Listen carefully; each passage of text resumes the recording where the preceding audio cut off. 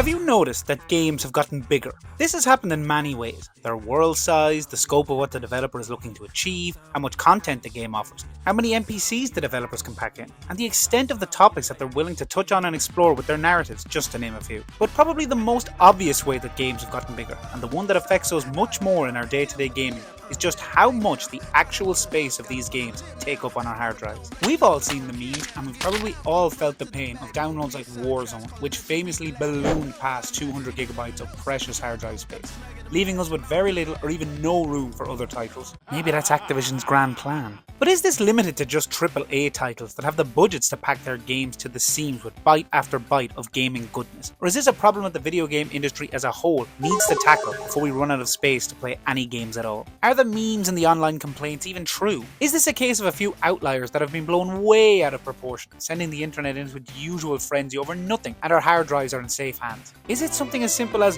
graphics are better, that means games are bigger? Let's take a look. Now, I'm no expert in coding or how video game development even works, so I'm only going to be scratching the surface. But to understand how we got here, let's rewind the clock back eons ago to a prehistoric era some have dubbed the 1980s. Let's take Pac-Man as our starting point. This simple and iconic classic was known for its addictive but satisfying gameplay loop. I mean, come on, just look at this. Absolutely riveting stuff. Pac-Man took the world by storm and became a super popular game for both adults and children alike, which is surprising as it was up against stiff competition that was also available at the time, like a ball and a cup and a stick. And marbles. Pac-Man's file size comes in at roughly 24 kilobytes, which at first you might think makes sense when you look at how simplistic it is. But you can't truly grasp the scale of just how small that is until you compare it to something like Warzone. You might guess that something like Warzone's file size, coming in at over 200 gigabytes, is what? 1,000 times bigger than Pac-Man? 100,000 times bigger? 1,000,000 times bigger? Nope. Warzone's file size comes in at roughly a staggering 8.7 million times bigger than Pac-Man. Let that sink in for a second. Now, have games gotten 8.7 million times better since the 1980s? I'd argue not, as I'm always a big proponent of size not always mattering and bigger not always being better. So why exactly is there such a massive size difference between the two? Starting out with the obvious, Pac-Man uses a series of repeating pixels and patterns to make up its visuals in a two-dimensional space, while Warzone has a massive 3D world with hundreds of thousands of different, unique textures that they themselves are made up of unique, more closely dense pixels. To put it simply, Warzone has more of what Pac-Man is made up of, and from what it's made up of, there are far more variations that can change and shift constantly, rather than just repeating preset patterns. Is that simple? I don't know, it's as simple as I could get it. Basically, if you have something like a small bag filled to the brim with rocks, if you then have a bigger bag and fill that to the brim, you'll have more rocks. No, probably even more confusing. Look, more rocks, more pixels, bigger file size. This is the simplest part of the equation that most people will expect to be the answer and will understand. The same principle applies with modern games having stuff like more colours available to display, higher quality and more sound files, realistic lighting, physics engine, multiplayer and more. These are all just more rocks that are now in our bag. More of what made up Pac-Man, just millions of times more. So with this in mind, you would expect games to get linearly larger as we get closer to modern day. Linearly is so hard to say. As computers got more powerful, coders learned more and developed their skills, iterating on the generations behind them. Just like in any industry, whether it be automotives, aviation, firearms, the medical industry, you name it. As time goes on and more money is pumped into it, you will inevitably see advancements. The video game industry is still relatively young, only really seeing its mainstream rise in the 1980s, so it's left plenty of room for these advancements. And because of this, games did get steadily and, more importantly, consistently larger up until about 2013, as you can see from this graph. But then, something happened. For some reason, around 2013, the average size of video game titles began to skyrocket, and that reason seems to be the launch of the PS4 and Xbox One. It's not clear exactly why the release of the 8th generation consoles prompted the size of games to grow so drastically. You'd expect an increase for sure. More powerful machines capable of higher output in every way, of course games would get bigger. But not quite to this degree. If we take a look at the largest games from the 6th generation, we'll see titles like God of War 2, Halo 2, and Gran Turismo 4, ranging from 3 to 6.5 gigabytes. Jumping forward a bit, if we compare these to some of the big releases of the 7th generation, we'll see games like COD 4, Fallout 3, Red Dead Redemption, and the notoriously especially hardware demanding Crisis, come in between 8 to 12 gigabytes. From a percentage point of view, the average jump from generation 6 to 7 was roughly 100%. Now I am aware this is from a limited sample size, but this video is looking at the extremes. Comparing this with the jump from the 7th to the 8th generation, and it's clear the industry lost the run of itself. Featuring titles like Battlefield 4, Killzone Shadowfall, and even a sports game, NBA 2K14, the 8th gen launch window caps out around 40 gigabytes. This is an astounding average increase of 270%, which is even more shocking when you include games like NBA, as the running joke among yearly sports game detractors is that they're the same game every year, so maybe not.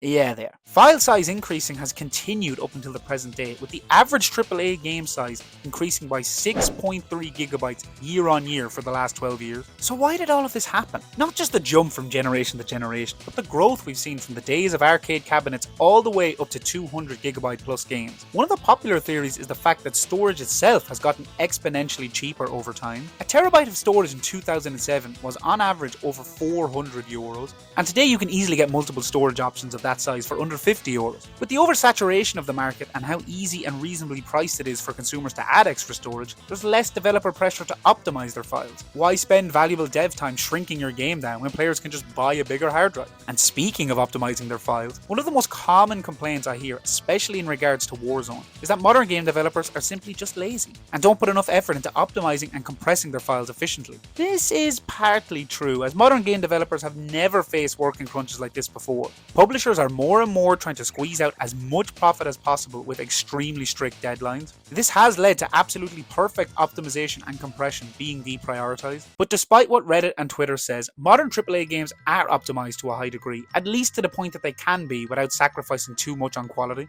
This would only benefit developers as it streamlines working on the game, updating the game, and makes it more accessible to the most amount of people. There can only come a benefit for them to do this. Going off on a tangent here about Warzone and the Call of Duty HQ in general, but I really don't think the large size is because it's not optimized, but it comes from fundamentally how they designed the game, which I suppose you could say is poor optimization. So their decision to have one large Warzone map that contains all of the smaller multiplayer ones contained within it means that the entire map has to be loaded in, albeit a low poly version, at all times, and this will of course bloat the file size. Mixing this in with the fact that all of the games dating back to MW 2019 are now basically combined into one inside of the Call of Duty HQ launcher, and it's a design choice that does not lend itself to smaller file sizes. I really think if they released the exact same product of Warzone and, for example, Black Ops 6 as completely separate entities, both file sizes could be drastically reduced, as they wouldn't be weighed down with the baggage of previous titles and an entire battle royale map needing to be loaded in at all times. Back on topic, another problem plaguing modern game developers is the fact that they have to make most titles multi-platform. Back in the day of Pac-Man, developing for one platform, at least initially, allows developers to squeeze out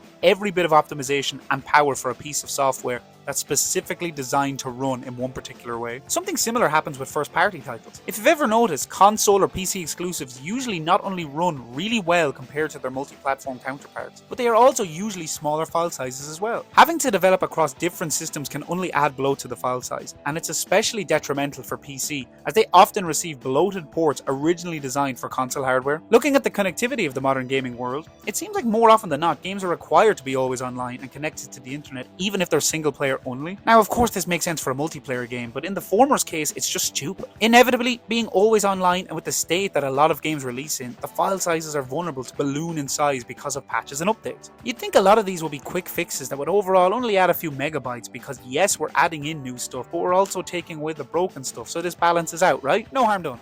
Wrong. In a lot of cases, games re-download massive chunks of files just to change one small thing. It's like having to order an entire pizza just to get one new topping. It's very inefficient. Another aspect of modern gaming that most will overlook when it comes to contributing to their size is audio. Of course, audio files have increased in quality over the years, and this mixed with longer, more expansive games that just have more stuff in them has led to more of the file space being taken up by audio. Games have become much more cinematic and story-driven, with movie-quality cutscenes that contain hours and hours of dialogue being commonplace. And a part of the audio that I would never have considered taking up much space until I did the research for this video is localization. Translating a game into a different variety of languages and dialects can quickly add more bytes onto the final file size. Last of Us Part 1, for example, uses 17 gigabytes alone just for dialogue, cutscenes, and localization. Looking at in-game content, with the rise of Fortnite and the now ever-present cosmetic customization and battle passes, games have become chocked full of filler shovelware content in an effort to entice players to spend more money. The problem with this from the standpoint of a player who doesn't engage with the more superficial, money-hungry side of the game is that they never get to experience much of what the game has to offer. This may lead them to falsely feel like the game is unnecessarily large, as there's so much content that they don't have access to. And they might not even be aware they don't have access to, but it's all just sitting there in the background taking up space. All of this might be a lot to take in, and you might be thinking to yourself, what could be done? On the developer side, I think they should continue to implement the feature where they allow modular installs, where you can decide to only download the campaign or multiplayer separately, for example. Some games also have the option to opt out of downloading HD texture packs to keep the file size down. I feel like all games should have this option going forward by default, but crucially, this needs to be implemented at the initial download stage of the file,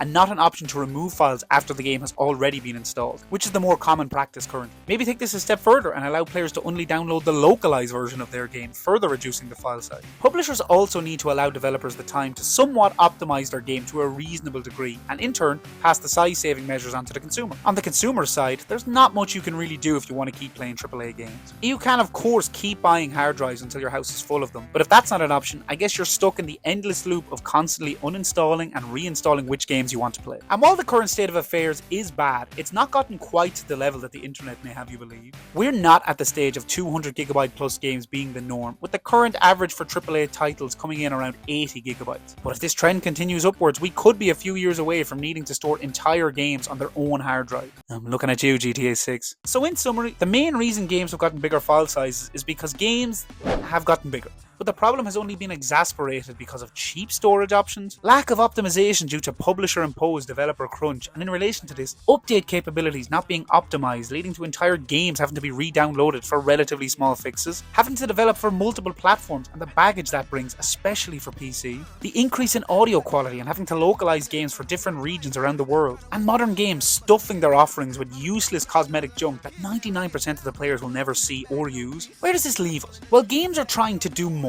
They're more ambitious, more cinematic, more connected, and yes, sometimes more bloated. And while we can chalk a lot of the file size inflation up to progress and power, there's no denying that poor optimization, rushed deadlines, and questionable design choices play just as big of a role. At the end of the day, it comes down to what makes the world go round. Money and time. If publishers give developers the funds and, more importantly, the time to get their games to a state where they're reasonably optimized for the platform they're on, I believe the industry can get to a point of a happy medium where both the consumer and the developer are satisfied. But will this happen? Probably not, as money always wins, and the more time a game spends in development, the more time it spends not making money. Until then, it looks like our stack of external hard drives will keep getting bigger, our patience thinner, and our downloads longer. So you better get yourself some good internet.